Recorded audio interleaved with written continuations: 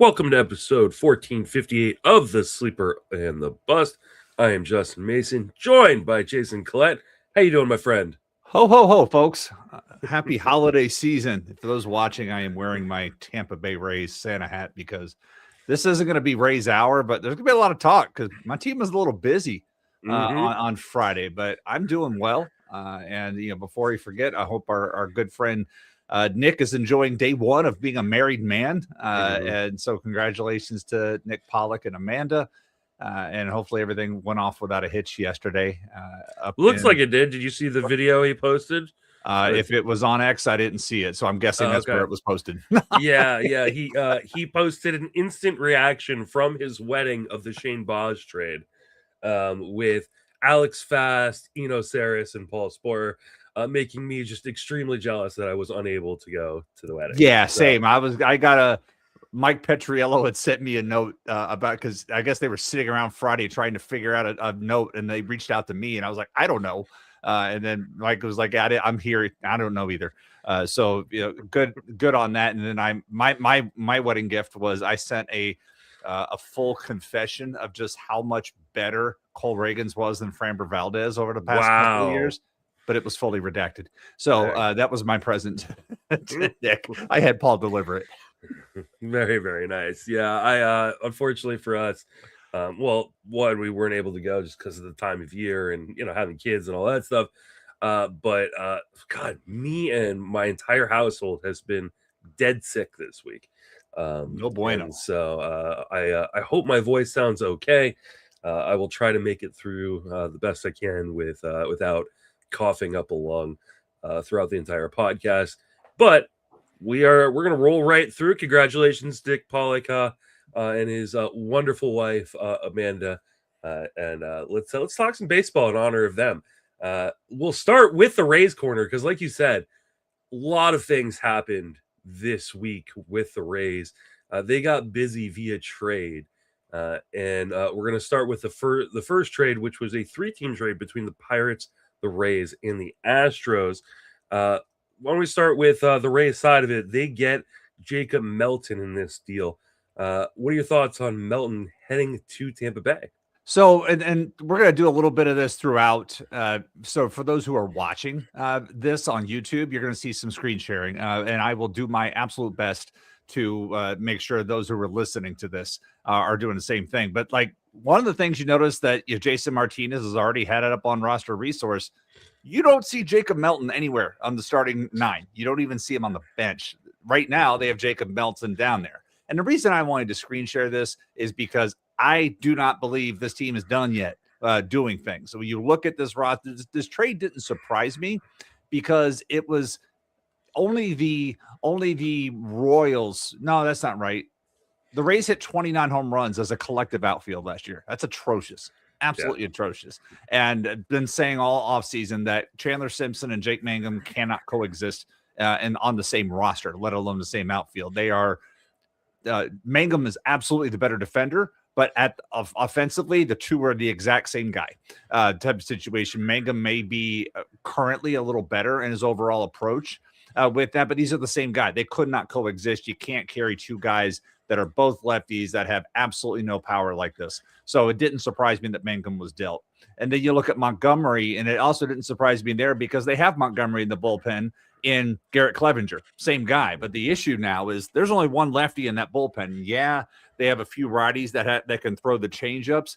But again, I don't feel like this is a done deal. I really don't feel, and there's been rumors about them trying to chase Ketel Marte and his contract.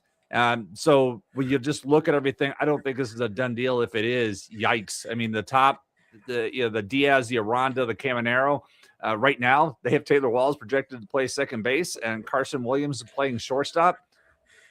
Again, this just does not feel done. So don't get attached to any of these prospect names we're going to mention or anything else, because I would be surprised if this is the starting 9 moving forward. Jacob Melton, it's somebody, when you trade 3 guys off the 26-man roster, not even the 40, 3 guys that were regular players for you last year, to get a guy for 6 years of control, it's not so you can just throw him down in the minors and wait until June.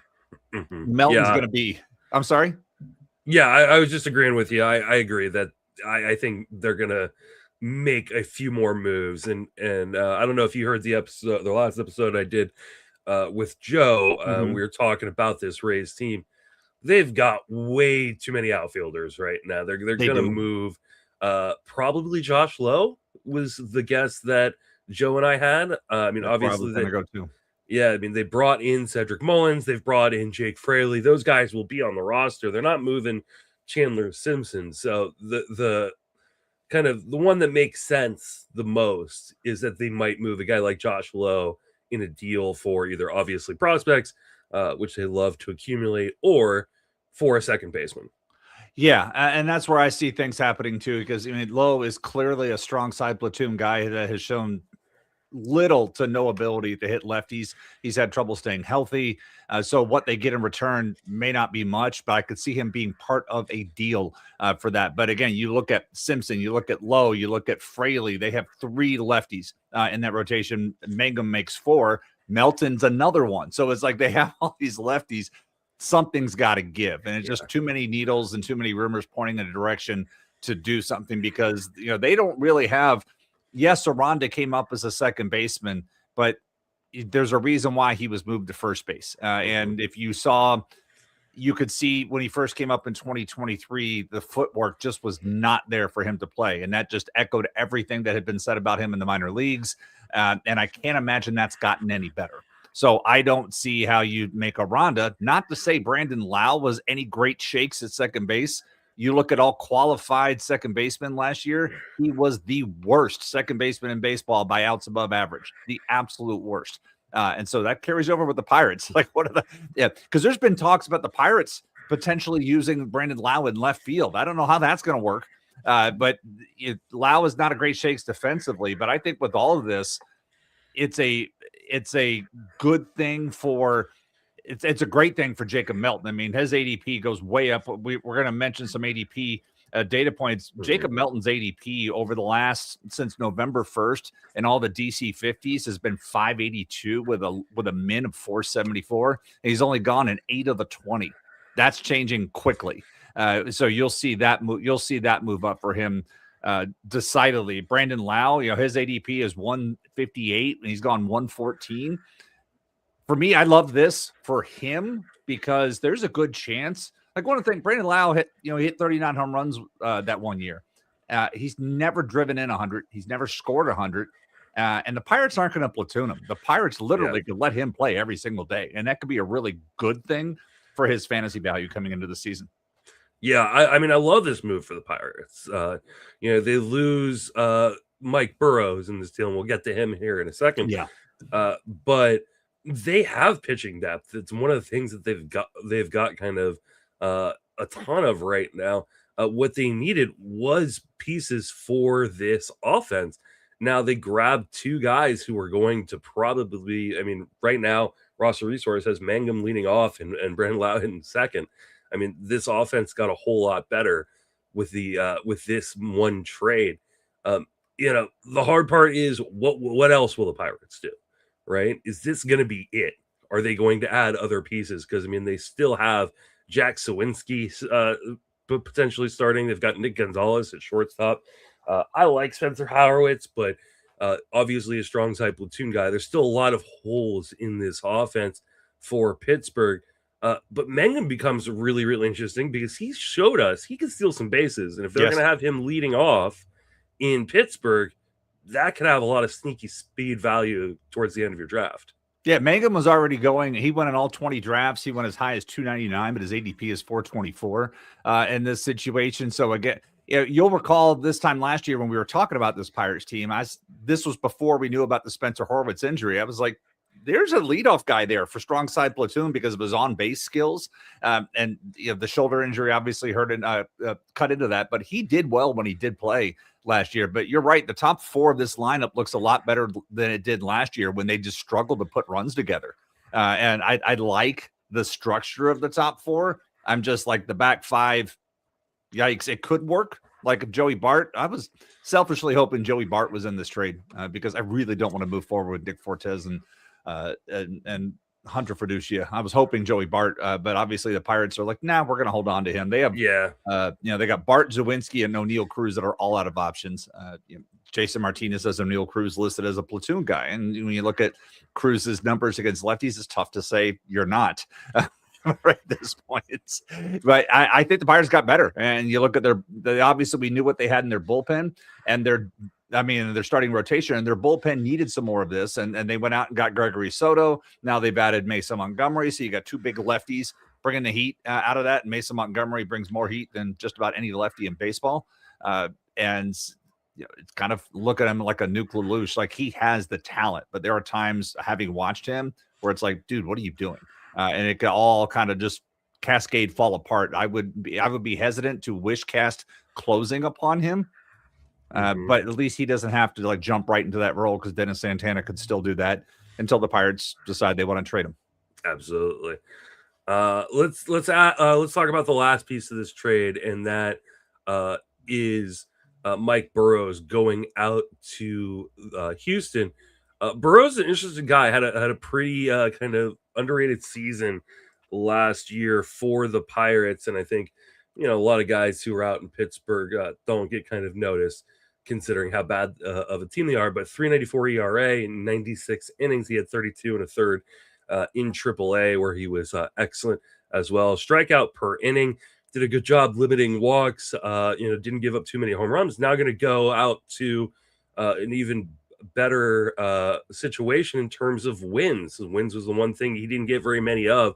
Only 2 wins and 6 decisions.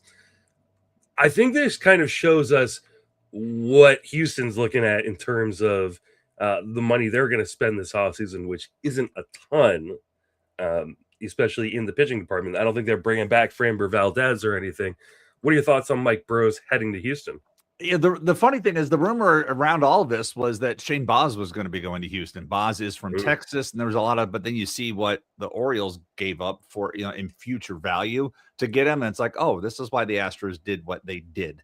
When you look at Burrows, I was reading back, doing some reading this morning, and found one of the Sunday Notes columns from David Laurel, and he had a quote in there I really loved that he got out of Burrows, and he said, because the thing about Burrows coming up, he had the best breaking ball in the organization. That's what all the scouting reports said.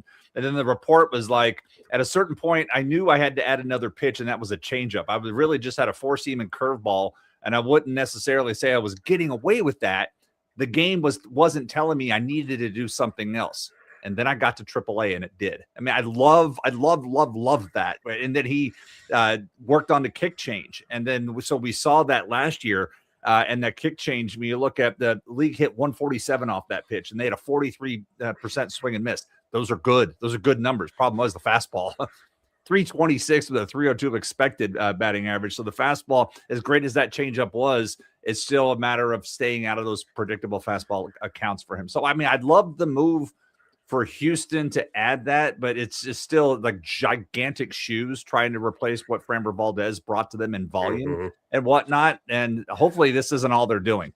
And they got to find something else. But that's kind of my concern is you can't, folks, this isn't, they're going to have to quote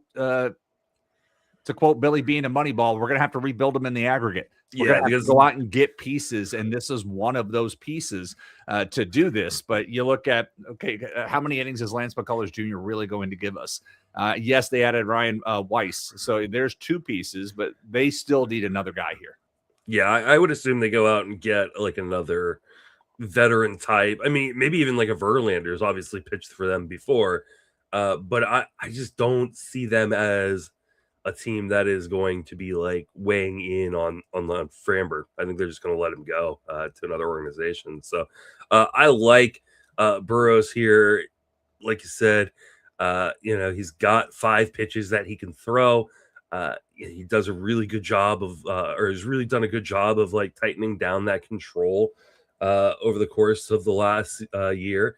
A lot of it will come down to command, right? Like, is he a guy who can keep the ball in the yard in that park in Houston with a short porch?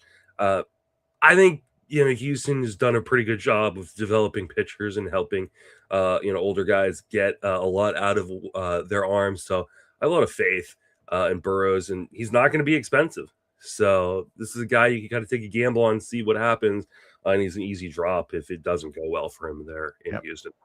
I mean, Houston really, when you look at Houston, their rotation's currently all righties. And so it's like there's got to be a lefty somewhere. Right. Like Jose Quintana, your boy Patrick Corbin. You know, it's going to have to be a lefty. And Jose Quintana is when I'm looking at the list over here going, okay, who makes the most sense? Yeah. Quintana makes a ton of sense.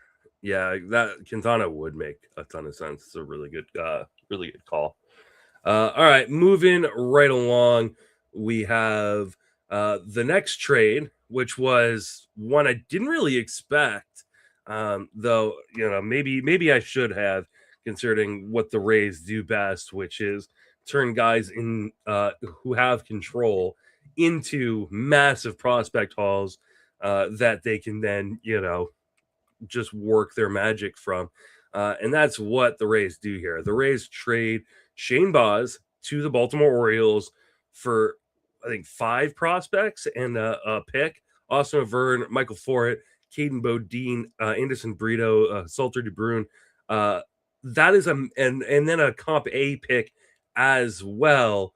Oh my God. This is you're gonna say something right here. I'm gonna let you just go for it because this is another one of your guys' deals. But you just wrote something into the notes that just made me laugh. This is part of the Delvin Young trade tree, folks.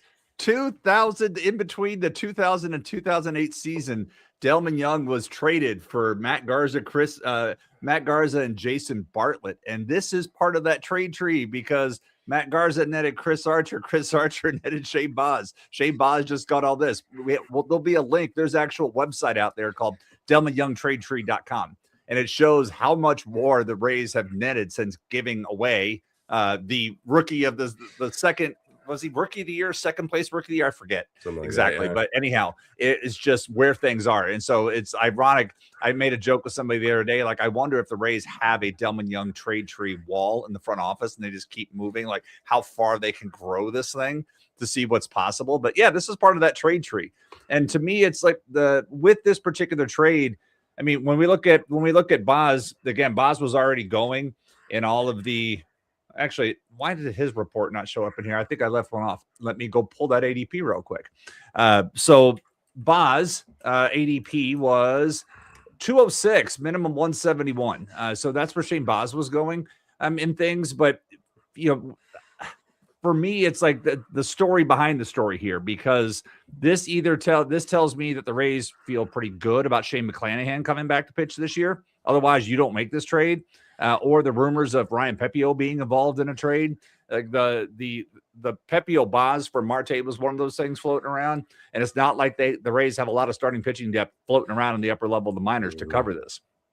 And so to me, it was twofold. It's like, one, it creates that opportunity right now for Joe Boyle to stick in the rotation. They did sign Steven Matz this winter, but that they feel good about McClanahan. They also claimed Osvaldo Bido here in the offseason, and I personally like that move. And I know you're, Athletics fans or anybody who had him last year, they're like, good God, he was awful.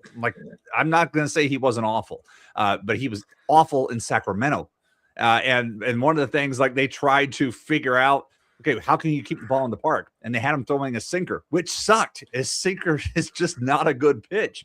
And so it made matters worse. But if you go back and look at Brito, go back to a Savant profile, go look at 2024, and that's worth a draft and hold pick. I'm sorry. And he's out of options. So he's going to give the Rays somebody they can use as a 6th starter, somebody in here. So I look at Brito as being part of this deal. And so that's why they made the deal the way they did. And they're obviously playing for the now and later, but a lot of this is later. But for me, honestly, the key piece is Caden Bodine. He is a catcher prospect like the Rays have never had. This organization has never had the ability to put a good catcher on, draft and develop, or acquire and develop a catcher. I mean, I bring back John Jaso right now. I don't care what shape he's in, bring him back. Because I would take him over anything that they've had. So I'm most excited about that piece. And the fact that Michael Forret is from right here in my town in North Carolina. He went to the high school next to the one my daughter goes to. So it's like, cool, that's fun. But overall, really nice trade. I don't know how the club would have said no if the Orioles obviously had a lot of depth. I was talking to a good friend of mine who is a big Orioles fan. He is not happy about this. So if I'm taking his feelings about this, I'm loving it. He's not happy at all. But for dynasty purposes, obviously Bodine, I forget which way, and Forret are front of the line, and Brito, see what the Rays can do there. But it's probably, I think it's a wash for Baz's fantasy value. Obviously, the redone Camden Yards and compared to Tropicana is probably a wash in that capacity, but it'll be interesting to see how Baz does as a full-time starter. He made the workload last year, but it's that third time through the order that he still can't solve for. That's still been a problem for him, and it ate into his numbers last year. I think 7 of his 26 home runs came in that time, and his ERA was close to 7 when he was allowed to stay in the lineup. And having watched just about all of his starts, that was the frustrating part. It's like he's cruising along and they're trying to get a little more out of him, and it's like, ugh. So I don't know if that gets any better with Baltimore. I mean, he was much better on the road when he got away from St. Pete last year. That too. So, I mean, I think just moving away from St. Pete, and they were going to be moving away from St. Pete anyways, right? They were moving back into the Trop. Mm-hmm. So I had some suspicion that Shane Baz was just going to be better in general this year, getting away from that minor league, spring training, whatever park you want to call it. Yeah. That they had to play in last year while they were still fixing at the Trop. Getting to go to Baltimore is great, though. Baltimore, I think they want to be competitive. I think a trade like this is something we've been clamoring from them for quite a while. Is move some of his prospect depth that they've got for some starting pitching. They finally did that. He slots in that rotation and instantly makes it better. I think they still have another move to make to go get either an ace or, a number 2 starter. And then Baltimore looks a lot better. This is kind of a lot of dart throws at prospects, but that's what Tampa Bay does well, right? They go out, they accumulate these guys, they develop them, and almost all of them will turn into something for this organization. So love the move for Tampa Bay, and I like the move a lot for Baz. Baz is the guy that I've always loved this stuff. And if you are on X, Nick posted an instant reaction video from his wedding talking about this move with Alex Fast, Paul Sporer, and Eno. God bless Amanda. So I mean, from the wedding, from the reception. So go check that out. They all look fantastic. All right, let's keep it moving and talk about the move that happened in the middle of the night for me. I don't know exactly what time it was, but I woke up to news that, hey, Munetaka Murakami has finally signed a deal. There was a lot of talk over the course of the last week or so that the market wasn't shaping up very much for Murakami. Now, this is a power hitter coming from Japan, but there's been some questions about his ability to hit velocity. What's his strikeout rate going to be? What's his defensive capabilities are going to be at the major league level? And so he went from being, hey, this could be the next great power hitter coming from Japan to, I don't know if this guy is boom or bust or not. And so he ends up signing a 2-year, $33 million deal with the White Sox. What are your thoughts on Murakami coming to Chicago? I would say for fantasy, it's like he's going to get plenty of opportunity to sink or swim. And that's where he may not have had with a contending team. He's going to get all the opportunity in the world. Yeah. And so that's where I'm intrigued. I mean, the power could be the power. I mean, you go to his page, game power, 70 of 70, raw power, 80 of 80, hit tool, 30 of 30. It's like, field 30 of 30. It's like the White Sox fans have lived through Adam Dunn striking out 222 times. I'm not comping Murakami to Adam Dunn. I'm just saying they've lived with the home run strikeout profile from Dunn. They lived with it from Moncada, who struck out like 200 and something times one year. And then Ron Kittle won the AL Rookie of the Year in 1983, struck out 150 times. That is on notice. That's the one right there to me. It's like, he could have the home runs. He could strike out 150 plus time, but there's no reason why the White Sox wouldn't just let him come in and say, have at it, and see what's possible. It could be ugly. And you look at where the ADP. I was looking at Murakami's ADP this morning. Somebody's taken him as high as 136 in a DC 50. Wow. I guess like they drafted all speed and pitching before that, and was like, let me just take the biggest. Well, it's the unknown. This happens, and he'll now jump up, in ADP, in these drafts, because he's going to, like, people love betting on the unknown that they haven't gotten to see play, right? This is why prospects go higher. This is, all the imports will go higher once they've signed. I think he's an interesting gamble, like he's, there is a ton of power. Power is one of the hardest things to find in drafts now. And I think the amount of reports that were out there that, one, were erroneous. There was an erroneous report that he could not hit like velocity over 96 mile an hour. I think he's going to be, I think there may be some swing and miss when he starts seeing the off-speed stuff, right? When he starts seeing the breaking pitches that aren't as devastating. And maybe when he starts seeing top-end velocity, when he starts seeing 102, 101, he might struggle. But lots of guys struggle with. Yeah, like that, right? When you're going up against, Turi Skubal, when you're going up against Polskis, you're going to, Garrett Crochet, you're going to struggle against the best of the best. Everybody does. So I'm not overly worried now. I'm not dropping a top 100 pick on the guy. No. But I'm going to take a shot on Murakami somewhere just to see if you hit.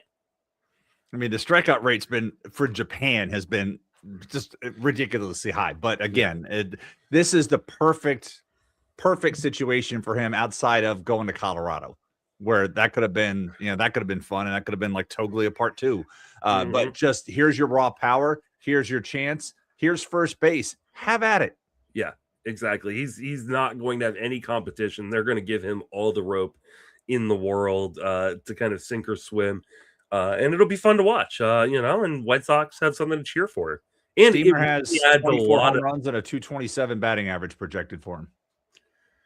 I think the 227 batting average is probably about right. Yeah. But I think the 22 home runs, 24. 24 home runs. Yeah. Well, they also only have him for 500 plate appearances. He's getting more 500 plate appearances. Again, you're paying him $17 million a year for 2 years. You let him play every single day, and you're not contending. You're trying to improve as a team, and they did that last year. What they go from 34 to 60 wins? That was massive. It's a very interesting lineup. I'm not saying it's good, but it's a very interesting lineup now. With Mydroff, Kyle Teal, Colson Montgomery, Miguel Vargas, Andrew Benintendi, Luis Robert Jr., Murakami, Edward Caro, and Brooks Baldwin. Like, that's a pretty competent lineup. And a full bench that's out of options, although I have a problem with Lenin Sosa being listed as a bench, with a bench guy. Yeah, I think this is part of a problem that we run into every year at this time. And Joe and I talked about, I think, briefly last episode, which is don't get attached to like the way these roster resource lineups are structured. Yeah. Because things are going to change massively. It's just too early to tell how. So, yep. All right, let's keep it rolling. Merrill Kelly goes back to Arizona after a little bit of a layover in Texas. Where are we at on Merrill Kelly heading back to Arizona? I'm fine with it. They need that volume. Obviously they're trying to, it was unlikely that Zach Gallen was coming back, so why not go that direction? And Merrill Kelly is, I would say, like he's this year's version of Chris Bassett. You just take the veteran numbers and hope it doesn't fall off too far. And Bassett's numbers actually in season did fall off, but I loved what I saw from Bassett in the postseason. I thought he looked fantastic. Yeah, he did. I mean, he's going to get a deal somewhere as well. One of the things that Kelly just does a really, really good job of is limiting walks. It goes back to another good park with a great defense behind him because he does give up a ton of contact. But when you can do that, when you've got the infield and outfield defense that the Diamondbacks kind of showcase. So right. I think this is the best fit. I'm glad he ended up back there. I know that there was reports that like the Padres put in an offer for him that was really competitive, but that he wanted to go back to Arizona. So it sounds like a perfect opportunity for him.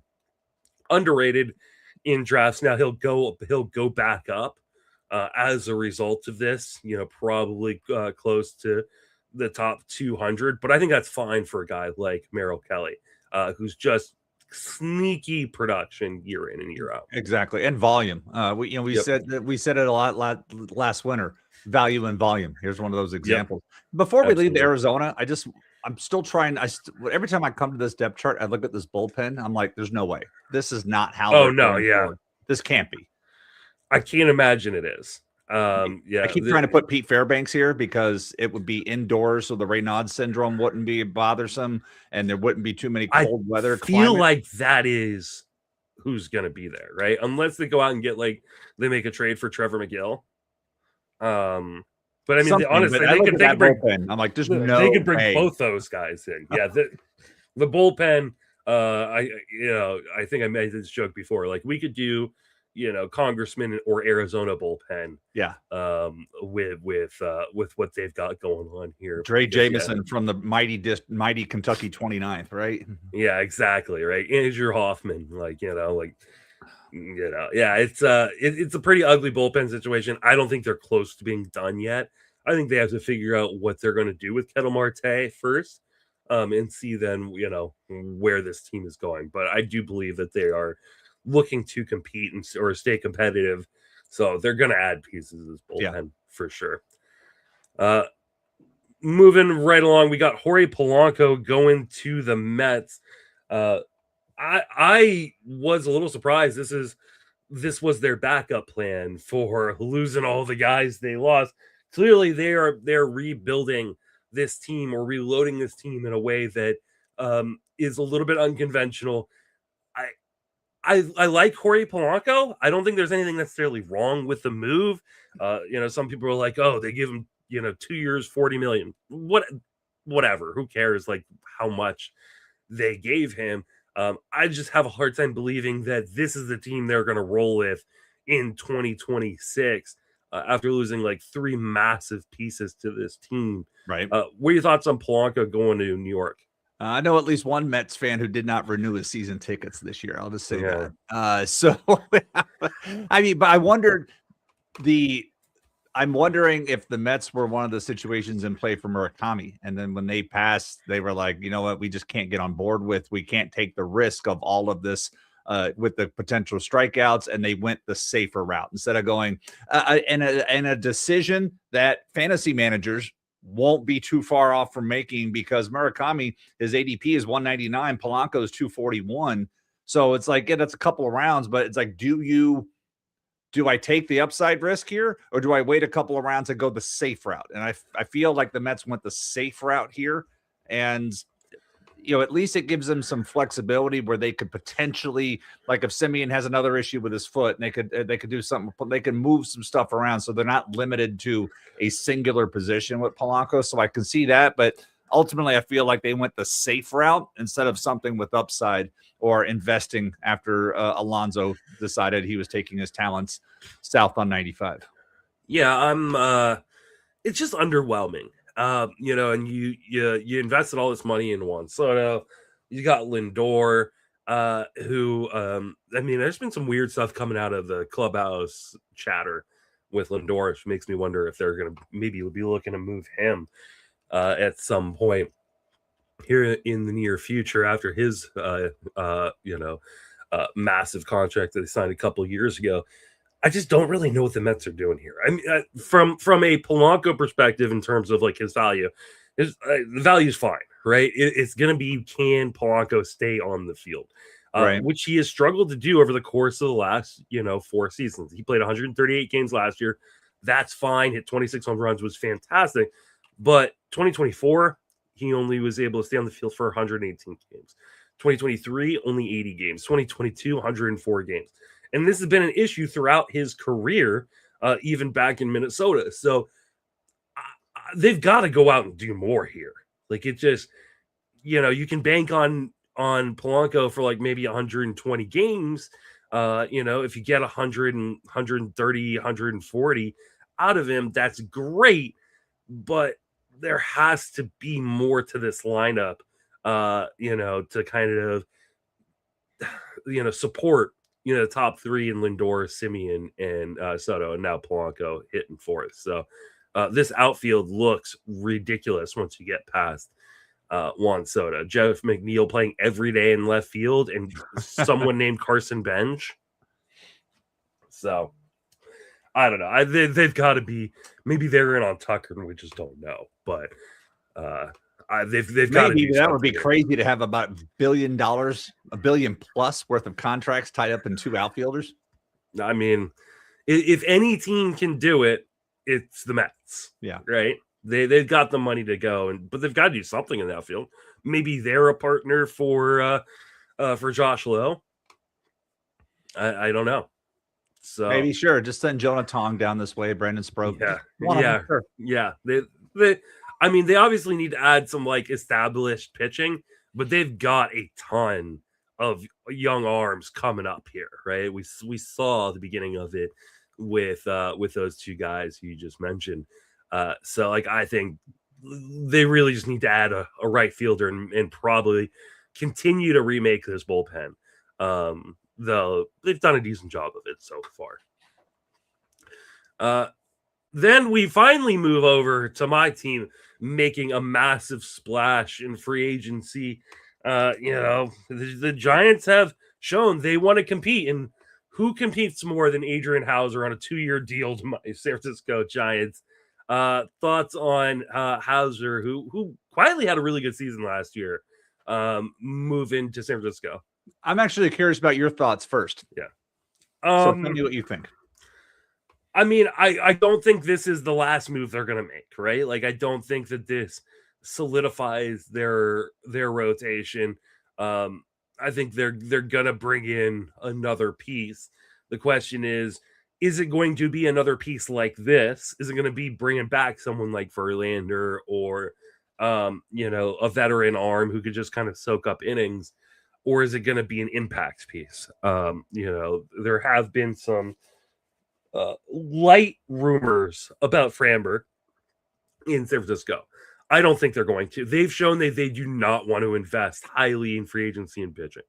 They would much rather trade for a guy. So I would assume that they're looking on the trade market for a starting pitcher. As far as Hauser goes, this is a pretty good landing for him, right? The Giants are, got one of the best parks of baseball. A defense that can be shaky, but has been something they are trying to address, or saying they're trying to address this offseason. It's just underwhelming, and I don't know what the Giants are. I don't think the Giants know what they are yet. I really, really wish, and this is going to sound weird coming from a Giants fan, I really just wish they had decided to just tear it all down once Posey took over. But that's clearly not what he wants to do. He clearly wants to compete. But again, we're doing this thing that it's like, hey, we want to compete, we want to win, but we're not really going to just go all in. Like, you made these huge moves to bring in Adames, to bring in Rafael Devers. You got to just complete the picture and try to win. If you're going to do that, you're now tied into these contracts forever.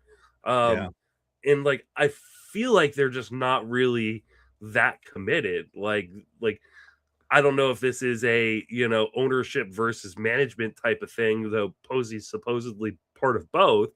So it shouldn't really be a conflict, but it's this idea that hey, we're going to spend these huge chunks, but then we're not going to spend just a little bit more to kind of round things out in San Francisco. I mean, I can get it from, I feel it from Posey's perspective when you play in a division with a team with unlimited financial resources, who's back-to-back world champs, and another team whose general manager is 0 F's given. I don't care. I'll trade anybody. It's like, so you've got both pieces, and then you've got a team in the middle, your team, who doesn't want to spend the money, and for the most part, and a GM who doesn't want to pull the big trigger on a big deal type of thing. So these are the kind of signings you end up with. I will say though, I like this for Adrian Hauser. From a fantasy perspective, him being able to pitch in that ballpark. Hauser made some changes to his stuff last year. I mean, it's not sexy, but this should work for him. And he had some like weirdness going on last year. And I remember this because like he had 14 starts against teams above 500 and pitched to a 2.86 ERA and a 1.19 WHIP. That's usable. Yep. And then he had 7 starts against sub 500 teams and pitched to a 4.28 ERA and a 1.48 WHIP. Like he pitched to the level of his competition somehow, but he was making it work. And so I liked what I saw from him once he was acquired from the White Sox to Tampa Bay and the work that he did in pieces. And I really feel that this ballpark's going to be a good fit for him. And so that's why I look at his ADP. He's 588. He's only gone in 7 of 20 drafts. Folks, this is a guy that's going to be a 3rd, 4th guy in the rotation. How is he not being taken in more DC 50s like this? I mean, I think he's the perfect guy for draft champions, right? Yes. Like he's going to soak up innings. Like he's one of the guys that you're not going to throw in your lineup every week, but when you need a body, he's going to be there and he's going to be effective. Like you're not going to get a ton of strikeouts. Hauser is never going to be a massive strikeout guy. He always pitches to contact, but it makes me wonder, like, hey, like the combination of this and then adding Ron Washington to the coaching staff, like, what are they doing at second base here in San Francisco? Like Ron Washington's going to play it. I like that you brought up the Ron Washington piece because we know his track record of helping infield defense. Yeah, like and that can help the pitching as well. That's why I'm really surprised that, as you said, Hauser is the perfect guy for a DC 50 or a draft champions, and how he's only gone in 7 of the 20 DC 50s to me blows my mind. I mean, I would love to have this. I think now that he's signed, he will end up going in the rest of them. Like he should be going in every draft champions league. I think Ron Washington's going to be really, really helpful for Devers kind of completing that transition to first base. I don't know what they're doing at second base. I know that they like Casey Schmidt. He also finished the year hurt, and I don't know if he's going to be ready for the start of the season. They need a second baseman. Please go get Brandon. I'll give you Taylor Walls. No, for a 6-pack of stop that coffee. I mean, anything. I don't want that. They need to go get Brandon Donovan. Is what they need to do. Yeah, they do. I would feel so much better about this team with Brandon Donovan on it. And that's crazy to say, but I think he really actually would bring a lot to this lineup. And are they going to trade Bryce Eldridge this offseason? He has been in a lot of rumors. I don't think they should, but they may, especially if they want to go out and get a big piece, in terms of starting pitching. Hey, also, your bullpen needs some attention too. Yeah, they need to remake that bullpen. It's been very, very quiet here in San Francisco, so I'm a little concerned that this is the team they're going to roll with into the season. Hoosiers, there's your team on the field. Yeah, we're missing a few people. Yeah, speaking of bullpen arms for the Giants, we traded away Tyler Rogers last trade deadline, and he has now signed a 3-year, $45 million deal, I believe it was, to go pitch for the Blue Jays. That's a big time contract. 3 years, $37 million. That includes a vesting option for 2029. Any interest from a fantasy perspective on a guy who has been mostly a setup guy in his career? Looking at his ADP is 600. He's gone in exactly 1 DC 50. What idiot did that? Oh, that was me. I took him. I'm the guy that took Tyler Rogers. Yeah. So it was me. I'm the problem. But honestly, when you look at this, it came, we were at the end. I think I picked 586. So this would have been my 49th round selection. And the news had broken earlier that day. And I had put him in my queue. I'm like, if he's still there, I'll take him. If he's not, or whatever, somebody else. But a few people passed on him. So I said, fine, I'll take him at the 49th. Because that's not money that you just throw at a middle reliever. I mean, there's clearly something where he is. And what I see from this is that bullpen did an extreme amount of heavy lifting in the postseason. They pitched a lot in the regular. They did a heavy lifting. Louis Varland, I think, set the record by pitching in 56 postseason games. But he was out there quite a bit. And Jeff Hoffman wasn't exactly nails all season. So it's like they have an insurance. So for draft and hold 49th round, this was for me an absolute no-brainer for me to take Tyler Rogers where I did. But if you have concerns like I do with that bullpen, how they follow up a year after a very taxing postseason that went deep, deep, deep, why not throw money at the one guy who has thrown a lot? He's worked a lot here over the last 5 years from a more easier arm angle from that piece. And I look at him as also in a worst case scenario, he is the Aaron Judge, Junior Caminero, Pete Alonso neutralizer. It's like that he is brought in to do that work because Tyler Rogers remains one of the toughest guys in baseball to elevate. Yeah, I don't think he factors in for saves at all. I still think and I know they've said that Toronto has said that Jeff Hoffman, isn't necessarily the guy that is going to be some competition. Jeff Hoffman's the guy, I think, still in Toronto, unless they bring in somebody else to actually completely lock down. And I think the next man up is still Jimmy Garcia. So, I don't think that is changing a ton. That being said, Rogers is a really, really good arm in holds league. He will be a good holds guy for those of you who play saves holds or just straight up holds leagues. So TDK is saying that he's seen Tyler Rogers go in a Gladiator. That's a mistake. That you should not do that. Cotton. Let's see how that one worked out. Yeah, don't do that. I mean, I would say I would take the over on Rogers at 7.5 saves. Give me the over on that. Okay. All right, I'm gonna put that one on the board. I'm gonna take the under on Rogers. First board bet. We're gonna start scraping, have Gemini scrape these and be like, all right, what board bets were mentioned in the I've got a board bet sheet that I keep. Perfect. Put me down for the over on 7.5 saves for Tyler Rogers. I'm curious to see what Joe and what Paul say. If we just add a column and be like, here's who said the bet. And then what everybody else said, and then hold us accountable at the end of the season. Yeah. Kind of like Nate and Matt used to do back in the day. Yeah. I got to take a look and see. I think Paul beat me for since TDK was talking about OGs with Ron Kittle. I'm going to say the OGs with Nate and Matthew Barry on the Fantasy Focus. Put it on the board. So you said Tyler Rogers over 7 saves? 7.5. 7.5 saves. Okay. Yes, give me over. All right. That one is for sure on the board for 2026. I'll have to add a column for Joe as well. All right.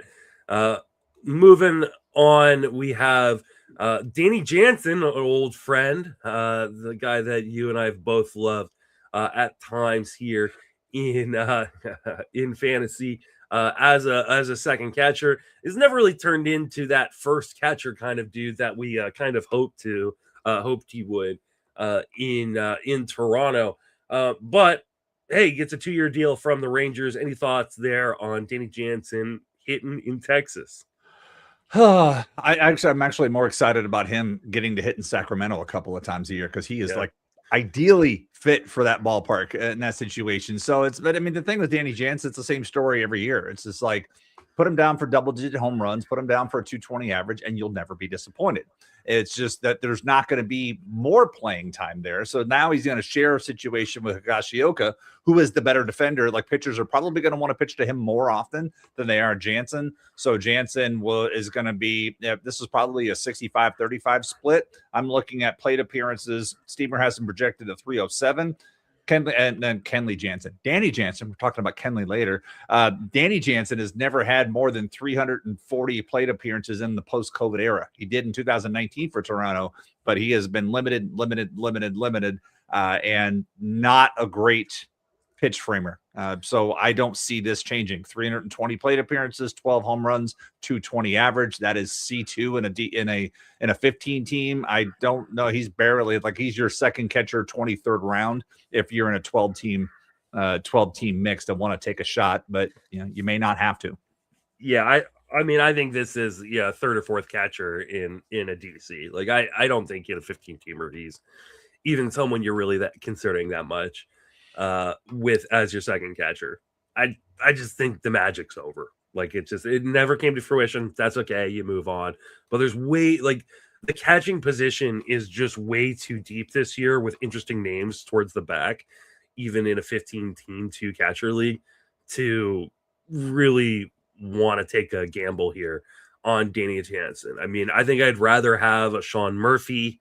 I'd rather have a Edgar Guerrero. I'd rather have a Fetty Fermin. Yeah, we got Harry Ford. Joe Mack is interesting prospects who could come up.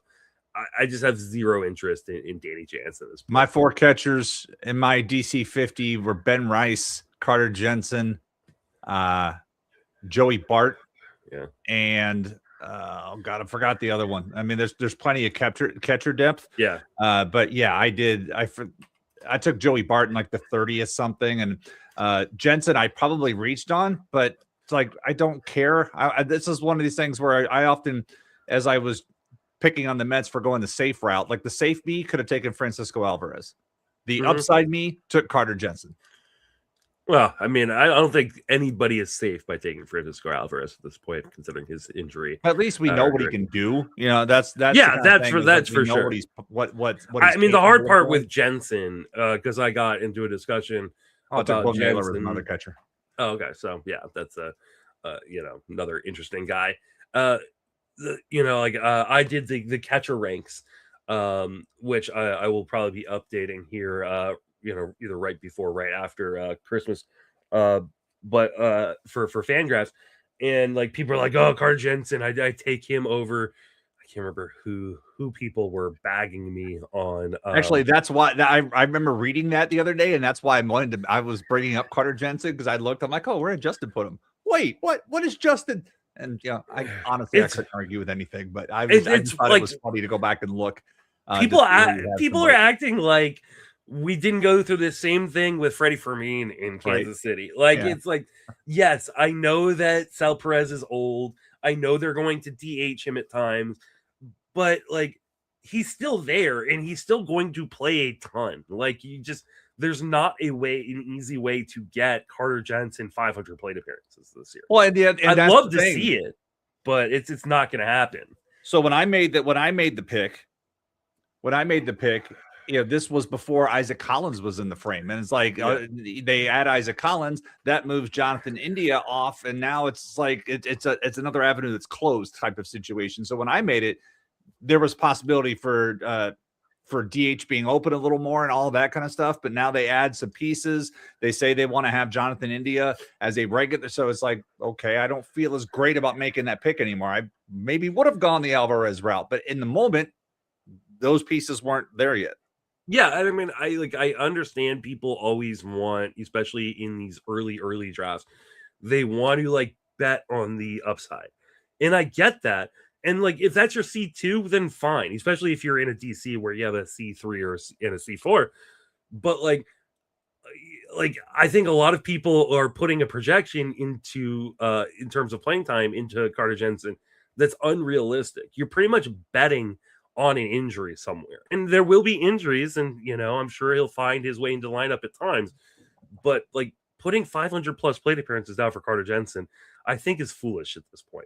Yeah, I would agree with the information that we have on hand right now. Now, if it all changes, if he just absolutely gets not out of stuff and surprise this spring and then comes north and continues, then okay. But we all were like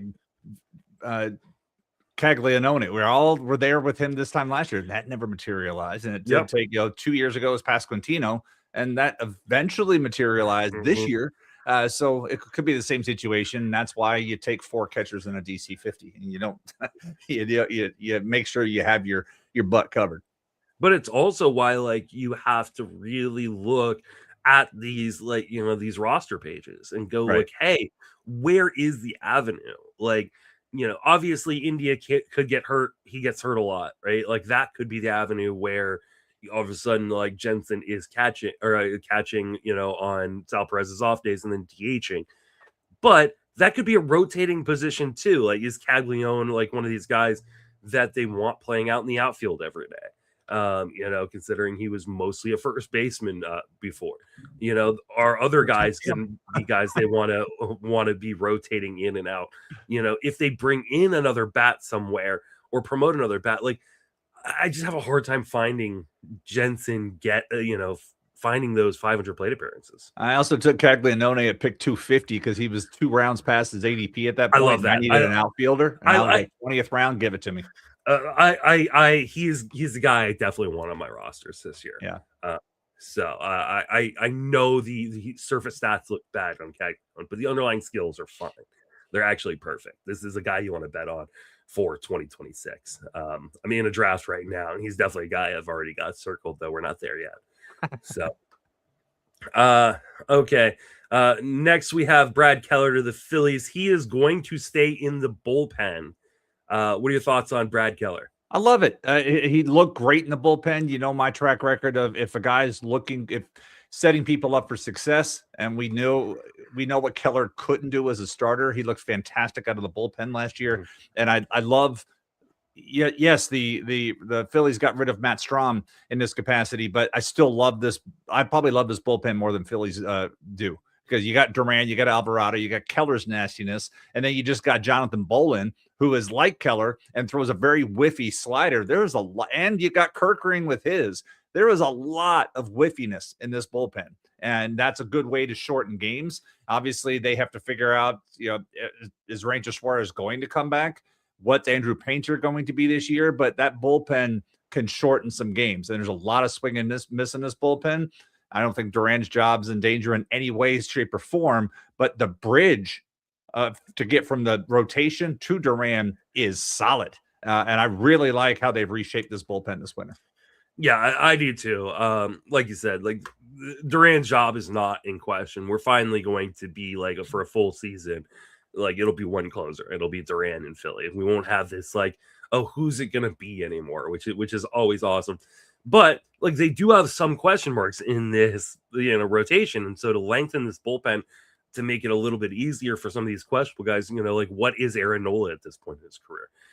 Which Jesus Luzardo is gonna show up, start to start. Taijuan Walker is still there. And then what is Andrew Painter? Now in his first full season back from Tommy John surgery, there are a lot of questions. Is Zach Wheeler where is he going to pitch? We don't even know the answer of that question. I think there are a lot of people thinking he is going to, especially if you look at the ADP right now for Zach Wheeler, which as I look it up as I try to talk, and I should have it. Yeah, hold on. I got it here. So Wheeler's ADP is 136 with a 98 min and 195 max.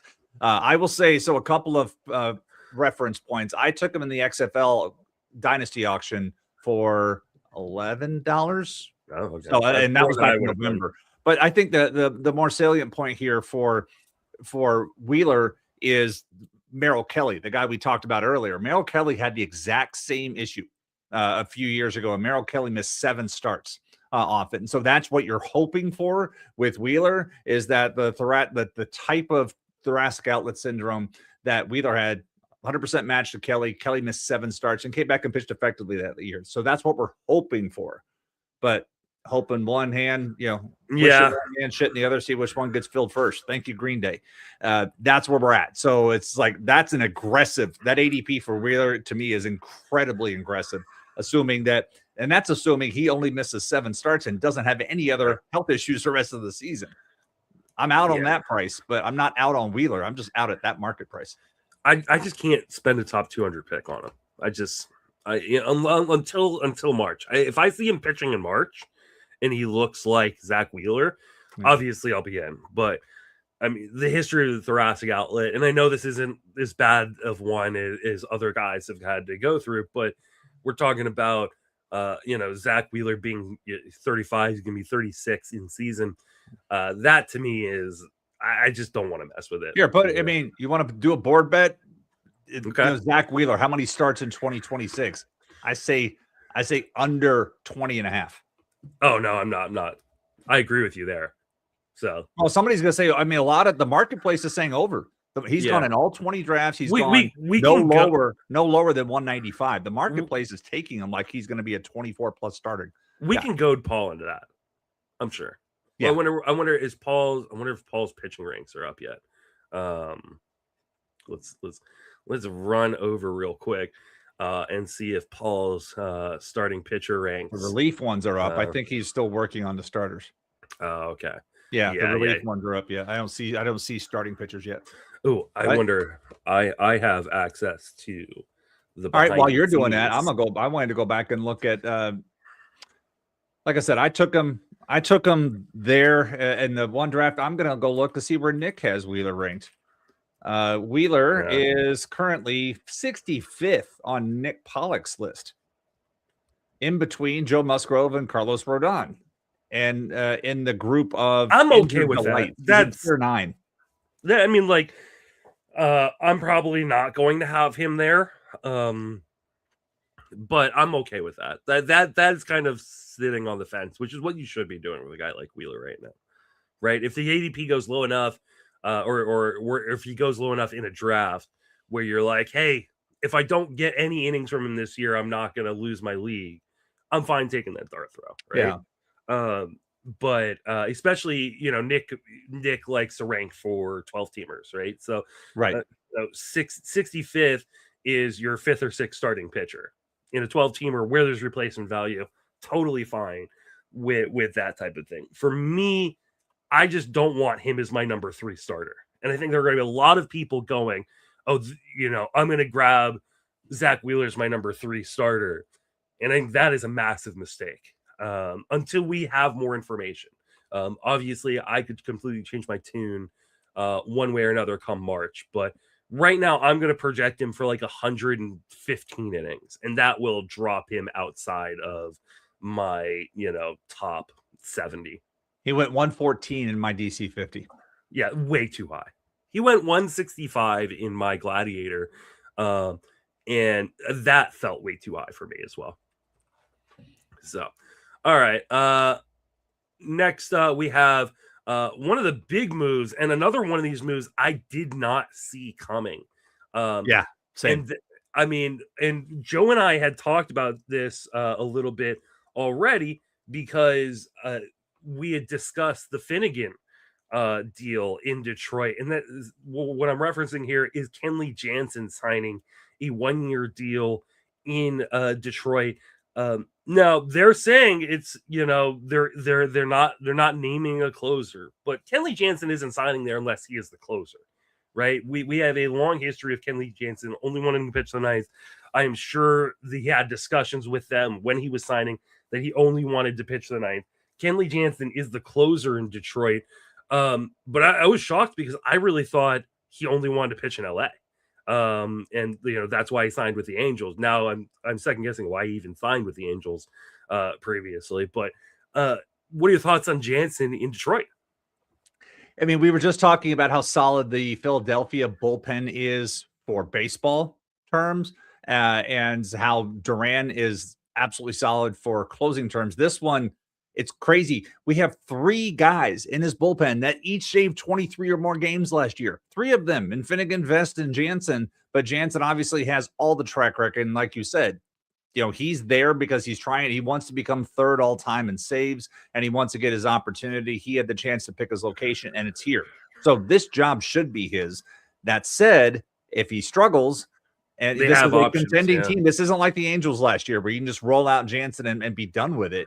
If he struggles and they're contending, they don't have the Tigers aren't going to let him sit around and just do whatever he wants in this case. So I don't feel, for fantasy purposes, this was a great landing spot for him. If I'm looking at Jansen, like if I'm going to take him, I mean, last year he was probably pretty solid going into the draft season, like a C2. We weren't sure exactly where he was going to go, but we knew he was going to go somewhere and close. And then he had that opportunity with the Angels. It's like I feel less confident about his fantasy standings heading into this draft season than I did last year because of the options behind him and the team context that we are trying to, get back into the postseason. And we can't afford to let Jansen go out there. And a manager has shown like he's not going to necessarily stick with one guy. Right. He's going to ride with a hot hand. I still think he is a pretty solid C2, or not C2, RP2, closer 2. So, but like in my gladiator I'm doing right now, like I missed out on all the first tier closing options, and he's my closer 1 right now. So that's a little bit scary for that league. But I do think if you are kind of on that, hey, I'm going to wait a bit for saves train, he makes a lot of sense. I got him, I believe, in the 7th round of my 15 team gladiator as my first closer, and I'm fine with that. Now I will move my second closer up a little bit more here as we are, I think, in round 8 right now, and maybe I'll take one in rounds 9 or 10. But at the end of the day, like all Kenley Jansen does is save games, right? He's had 27 saves or more in each of the last 5 seasons. It goes back all the way to 2013, if you don't include that shortened 2020 year where he saved 11 out of 60 games for the Dodgers. So like he's about as bankable as you can be, and the price isn't going to be extreme, right? I think there will be people that are a little afraid of the other options in Detroit, especially with Detroit publicly saying like, hey, there's not one set guy yet. It's going to be Jansen. As long as Jansen is pitching well, he's going to have that job. He wants 24 saves this year. That's what he wants. That gets him to 500. Yeah, I think he's going to get there. Like I have very little doubt. Yeah, especially on a Detroit team that is going to be, I think, very, very competitive once again this year. So yeah, I don't see him getting the 30, but he needs 24, and that's the goal, is to get him to 24 saves to get him to 500. I forget what the he has no chance of getting first or second. So there's nothing. He's not going to catch Rivera. He's not catching that. No. He's not catching Hoffman. There's no chance there. But he's 3 saves away from passing Lee Smith. That's what it was. Lee Smith was at 478. So he wants to get to that. He can be third all time. He's going to stay third all time. He's not getting to the 600 saves that Hoffman and Rivera have. No, but that'll get him to third all time. Yeah, but that should make him a Hall of Famer, I would think. You think Kenley's a Hall of Famer? I don't know. I mean, I thought Billy Wagner was forever, and he finally got in.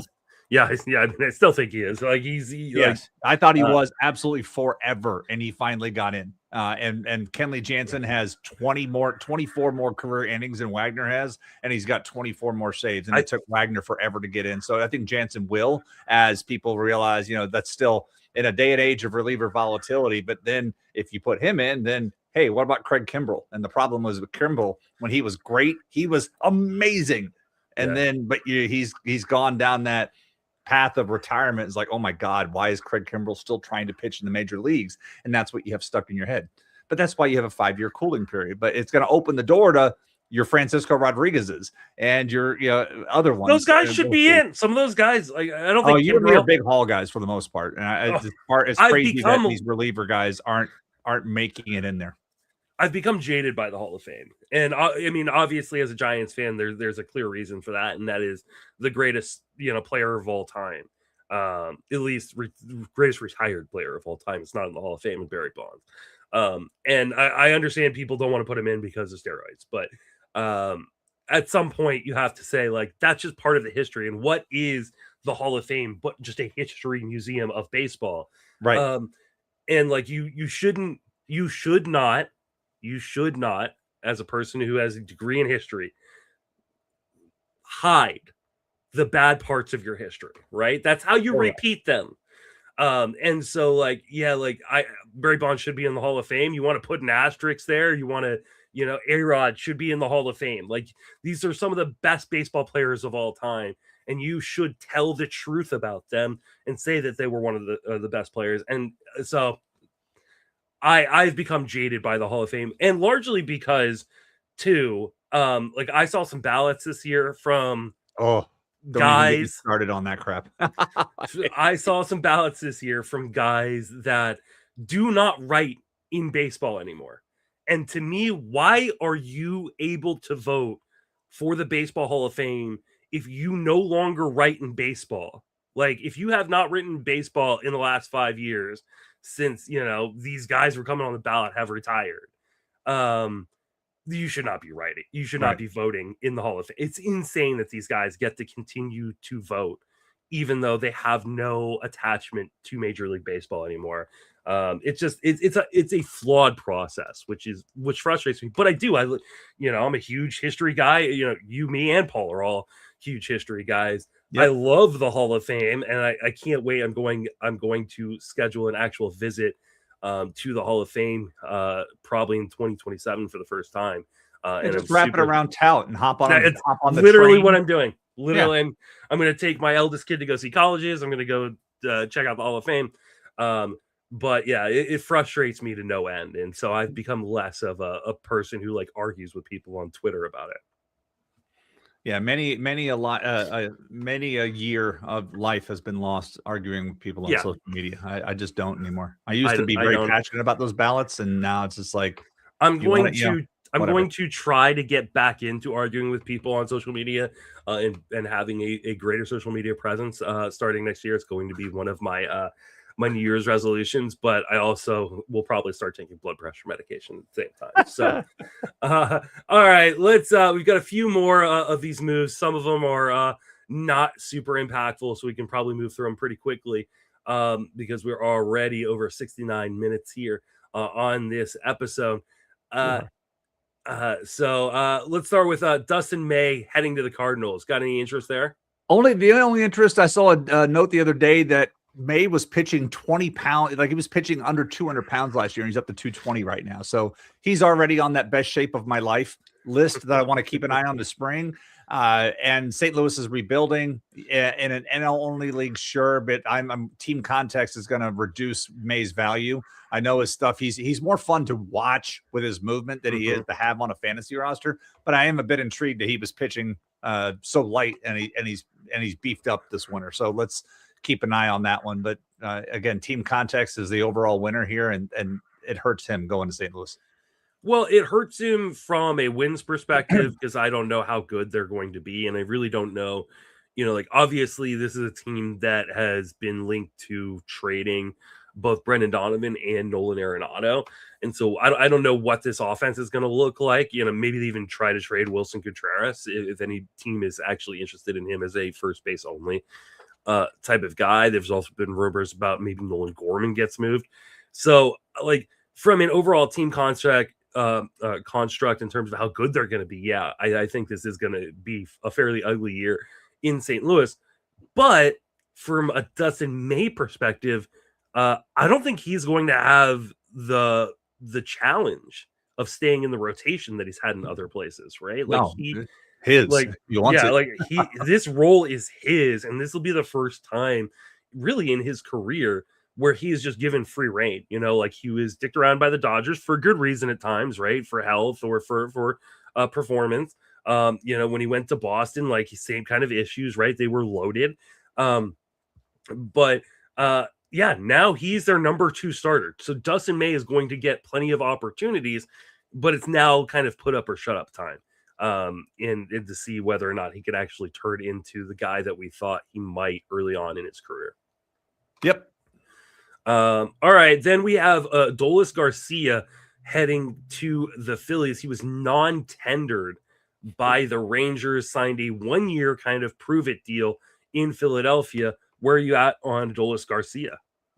Yuck. I mean, I know we said earlier value and volume, but it's been really tough to carry the volume that what Garcia has done the past 2 years. And even last year, he missed some time as well, but he just hasn't been the same guy that he was from 2021 to 2023.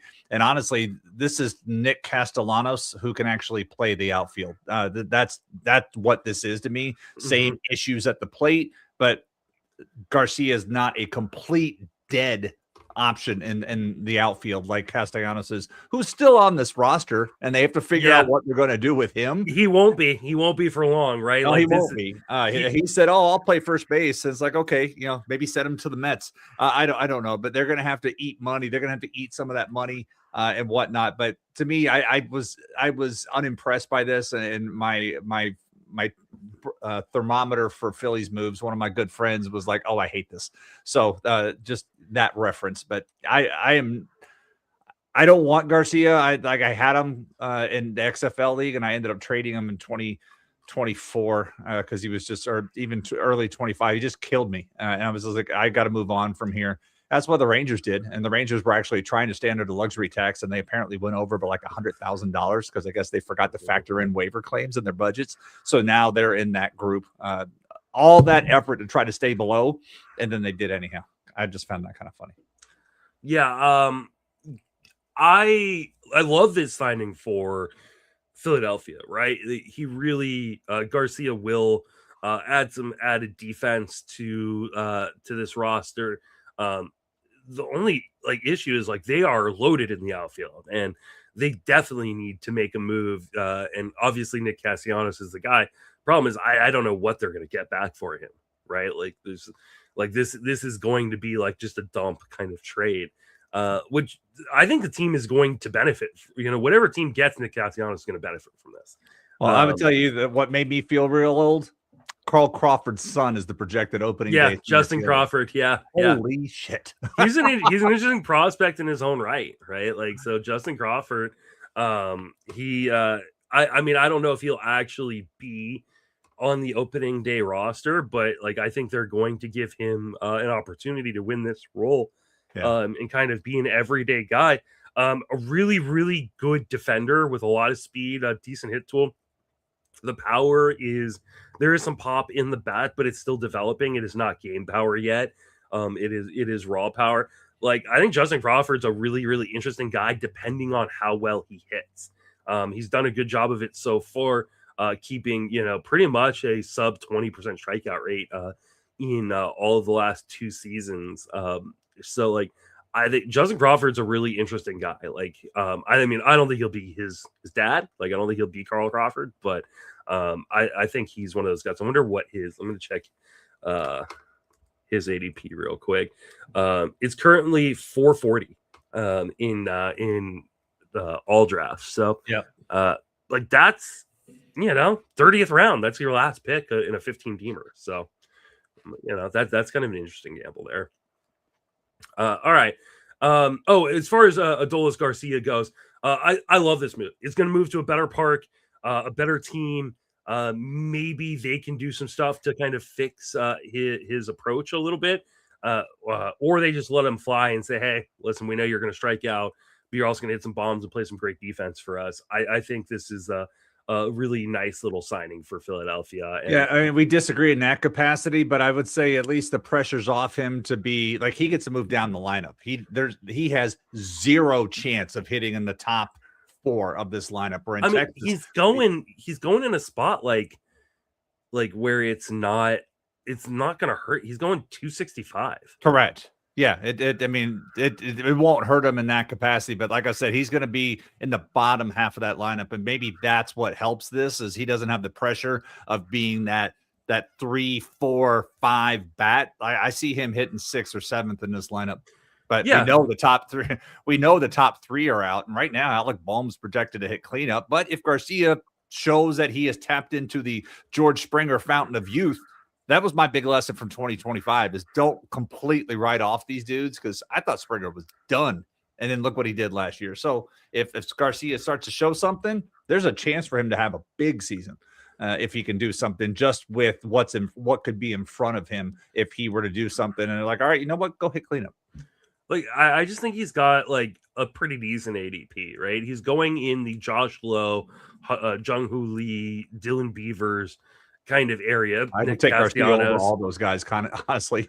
Yeah, and I mean, obviously, are there some guys who are going ahead of him that I'd probably take? Maybe I do take TJ Friedl over Garcia, or I take Colton Cowser over, Garcia. But is it that different?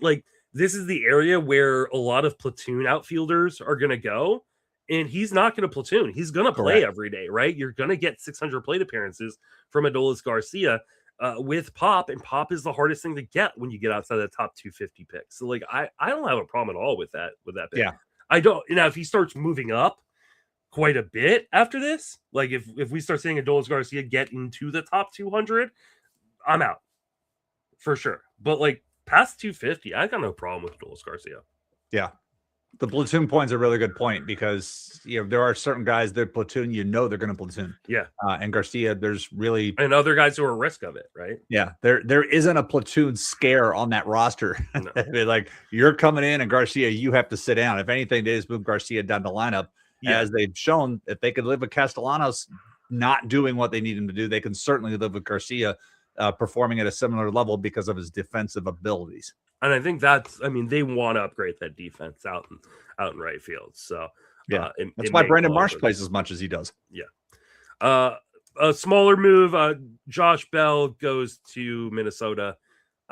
This is just a Twins deal, right? Hey, we need an old guy. Well, he's not that old, I guess, but we need just a guy who's going to get a 600 plate appearances at first base. Hey, Josh Bell, why don't you take over for Carlos Santana? Any interest there?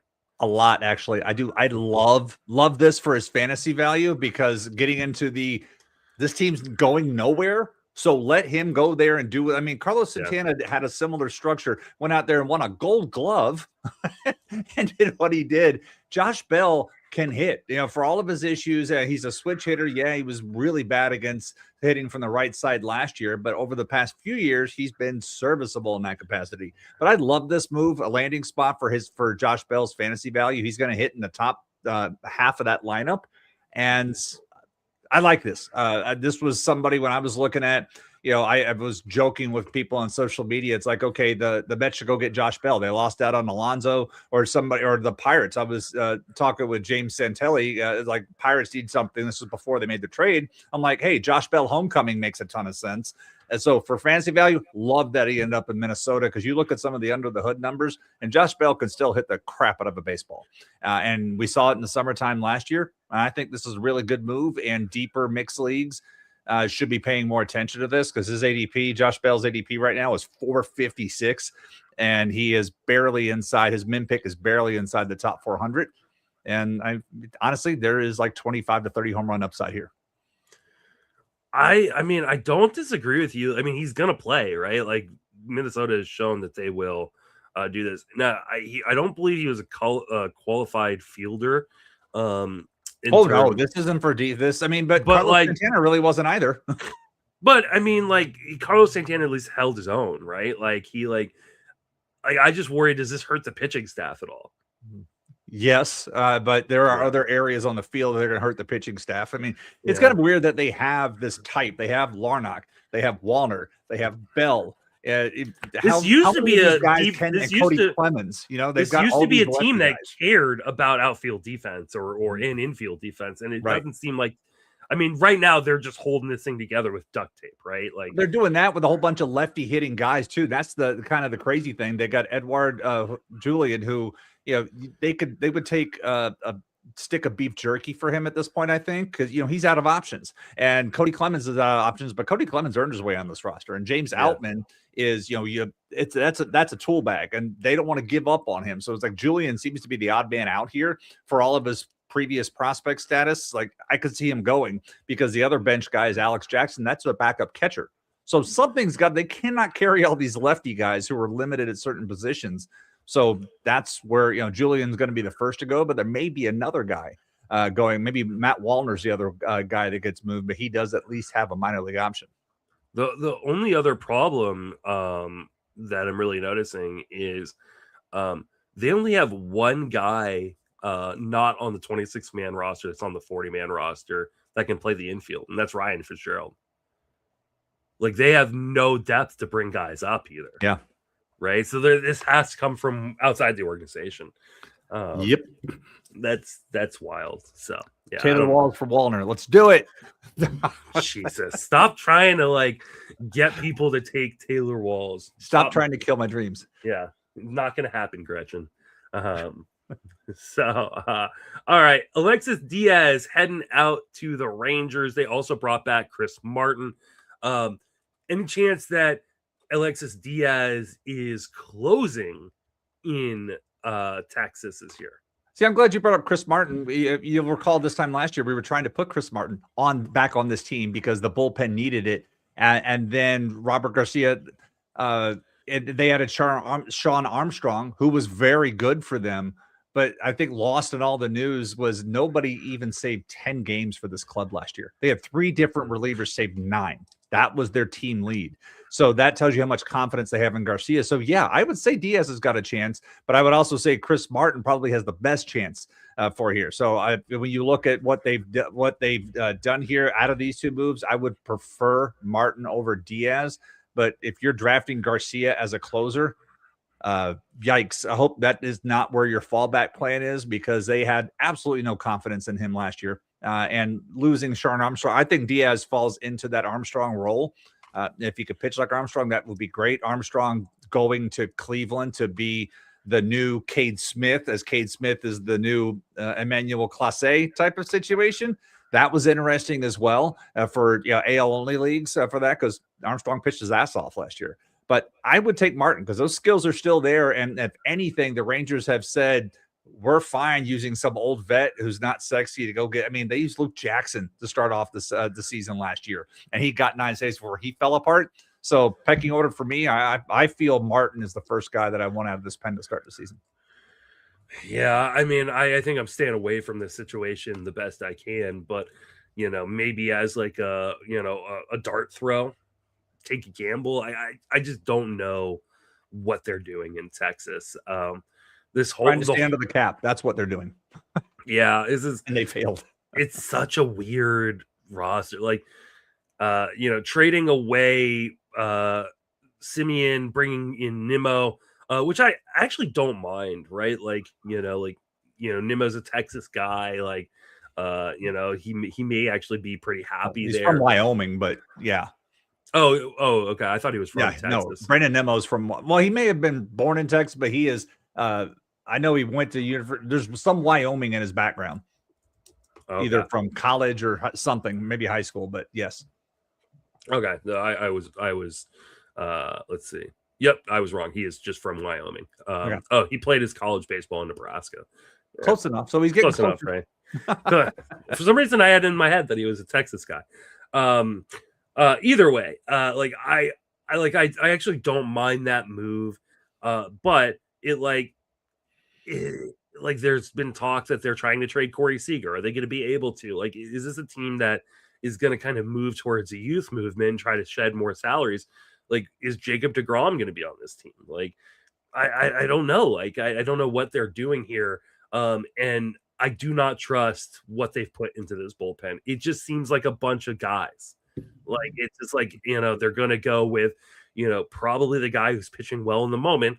I think they'll give Robert Garcia a chance to win this job, but they also only have one other lefties on this entire roster. So would not, or in the entire bullpen. So, like, it would not surprise me if, like, Chris Martin grabbed this job, or a guy like Alexis Diaz grabbed this job. But I think all these guys are DCs. Like, you really shouldn't, unless you're taking a dart throw in the 30th round of a 15-teamer, like, you should not be adding these guys to your regular rosters. Correct. I mean, and this would be another spot for Fairbanks, but the Rangers aren't spending the money. Yeah. They could have done this, but instead they went out and they grabbed Martin and Diaz and said, okay, here's our bullpen additions. So this is what it is. This bullpen situation is in a shallower mixed league.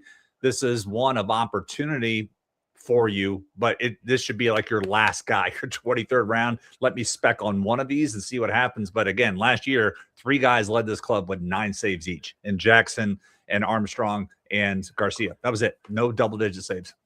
Yeah. Chris Morel heading to Miami. Any interest there in another guy that other people on this podcast have enjoyed or like? I've never been a Morel guy, and I continue to not be. So I don't really care about this move, but I just thought, just in case you wanted to love on Morel a little bit, you could. My only thing is he should get, again, Miami's not contending. Give him a chance for regular playing time. I feel that they're not going to. Sorry? They're not going to. But they should. So one of my things is I felt like last year, part of the issue with Morel, and I hate that all of his options were burned up, but that's the only reason the Cubs traded him.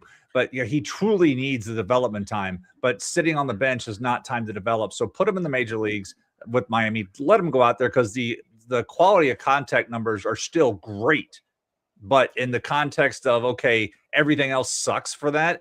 They've got, I think they said they've got Pedro Guerrero in camp trying to work with them, and they want to see what they can untap in. And the best case scenario, when I first saw this news, it reminded me of 2021 Jesus Aguilar, another guy that could hit the snot out of a baseball and do little else. But then that season he had 22 home runs, drove in 93 and hit 261, and then had played his way off the Marlins by the next season. So it's like in a 1 year vacuum, if all the stars aligned and everything worked, the talent is there for Morel. We've seen what he's capable of doing. We just haven't seen it in a few years, but we also haven't seen regular playing time for him because of his option situation. Miami can't afford to give that to him. And so I am in a draft and hold curious. In a 30 team, 15 team, I am absolutely not wasting the time on this. All right. I can't let you off the hook for doing what you did right there, right? You said the quality of contact is good, but you left off the caveat, which is when he makes contact, which is never. He never makes contact. Like you can't, yes, when he hits the ball, he crushes the hell out of it. But he can't hit the ball. Like that's a problem. Like he is a 0.1% contact percentile. But part of that is, okay, you've been sitting on the bench for 4 games. Come in here and pinch hit. And oh, by the way, you're facing a reliever pumping triple digits. Please, you can play him every day. He's never, until he fixes the massive holes he has. Like he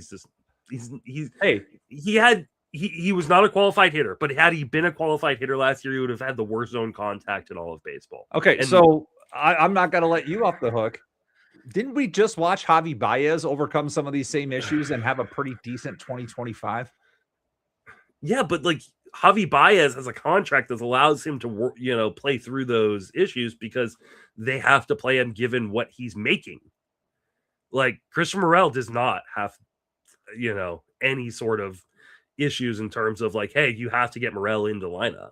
But Javi Baez found some serviceability around all of these same problems. And I mean, still walked less, still struck out. But actually, Javi Baez also has like a career of like, hey, he can overcome these, right? Like he's obviously had some down years recently, right? But he's shown in the past he has the ability to overcome them. Morel never has. Morel is just a dream that people keep pissing in the wind at. Yeah, as long as he doesn't get in the way of my guy Maximo Acosta this year, I am fine with Morel. But Maximo Acosta, that was my 50th round. Morel's not getting in anybody's way. I promise you that. So no worries there. All right, let's finish it out with some Angels bullpen news. We had we had the signing of Kenley Jansen. Does not go back to LA, right? He goes to Detroit, which opens up a closer role potentially in Los Angeles. They had 2 guys to this bullpen, Jordan Romano and Drew Pomeranz. Any interest in any of them? And if not, like, who is the closer in LA in 2026? So Robert Stevenson is in his final year of the three-year, $33 million deal that the club gave him in 2024. And he has pitched 10 innings in that time because he was elbow popped in 2024 spring, but he's pitched 10 innings. To me, this is still Stevenson's job to lose just on contract if alone. He's healthy. Angels. I mean, they just want to hopefully get, and they can move him in July with this. I don't think either of those, Pomeranz nor Romano. I'm still circling Ryan Zefferjon as the other guy that I'm interested in very deep AL leagues as the next guy up. I was impressed by what Brock Burke did out of that pen last year as well. But Zefferjon to me is the guy, if I'm just doing a pure skills chase on trying to line up a dart throw in a deep league, that's the guy that I'm looking at there. There are a lot of people on social media who are shitting on these deals on Pomeranz and Romano. I actually like them for the Angels. Like, this is a team that, obviously right now, until they get a final resolution of like what the hell Anthony Rendon is gonna do, because they've been in talks with him about buying out the last year of his contract so he can retire. Like, they're a little bit cash strapped and a team that's looking to sell the organization, right? So it's hard for them to make massive moves. I like these dart throws. These are great, like, cheap dart throws that bolster this bullpen. And hey, like if Jordan Romano turns back into Jordan Romano, all of a sudden that is a really interesting guy they can trade at the deadline, right? Yeah. So like I do agree that if Stevenson is healthy, he will be the guy. They're paying him. They would like to move him at the deadline too. But I think Romano is an interesting guy in DCs because he has the, quote unquote closer experience. He's probably he got the best quote unquote closer experience of this entire group. So I think he is definitely an interesting guy to take a gamble on in draft champions if you're looking for, I don't know what round he's going in, but like probably like a 43rd round closer. Yeah, once you get past round 40, you want to take a dart throw on a reliever or two, go for it. And he's going pick 718 right now. Like that's virtually free, right? So in draft champions, so like take a gamble, and yeah, he could be a guy who ends up with 15 plus saves this year, especially if Stevenson's hurt. Yep. All right, that's gonna wrap us up for this episode. A very long episode for you guys on a Sunday, 90-minute episode there. Jason, want to remind everybody where you can reach on social media and plug anything you got going on. So find me at Blue Sky, find me Instagram, Jason Collette. I am wrapping up a lot of my player outlook responsibilities for RotoWire. Did almost 200 of those this year for RotoWire, and I'm doing another 50 unique ones for ESPN as well. So a lot of recaps this year. And then the Bold Prediction Series is kicking off. First one should publish here in the first week of January. So that's going to be me for the next 6 weeks, is starting to put all those words and numbers down to all the notes that I've made throughout the winter on guys that have intrigued me as I do outlooks, as I do look at some of these different things. So that's going to be me for the next 6 weeks. And we can start resuming our regular Sunday stuff starting in January, because I cannot imagine there's going to be anything to talk about next Sunday. And that's where I'm at. Yeah. You can reach me on all social media platforms, Justin Mason FWFB. You can catch my written work right now at Fangraphs, but it would be Fantasy Pros 2 starting in January, I believe. We're going to be should be getting going there as well. Catch me on this podcast and the Friends of Fantasy Benefits podcast. That will wrap us up for this episode. For Jason and myself, thank you for listening. Have a fantastic baseball off season. Happy holidays.